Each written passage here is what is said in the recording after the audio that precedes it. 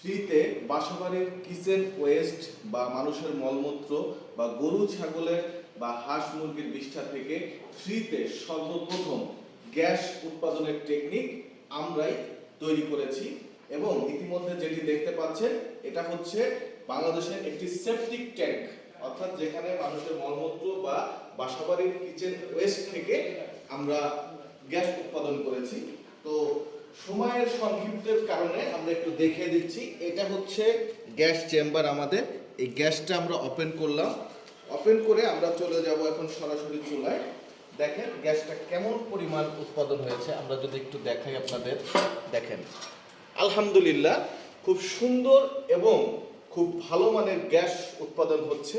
তো আপনারা যারা ঠিক এরকম বায়োগ্যাস উৎপাদন করতে চাচ্ছেন বাসাবাড়ির কিচেন ওয়েস্ট থেকে বা মানুষের মলমূত্র থেকে, মসজিদ মাদ্রাসা বিভিন্ন এতিমখানা এই মলমূত্র আপনারা ফেলে না দিয়ে কাজে লাগান এবং বিপুল পরিমাণে গ্যাস উৎপাদন হবে, যা থেকে আপনারা চাইলে রান্নার কাজে বা বিদ্যুৎ উৎপাদন করতে পারবেন।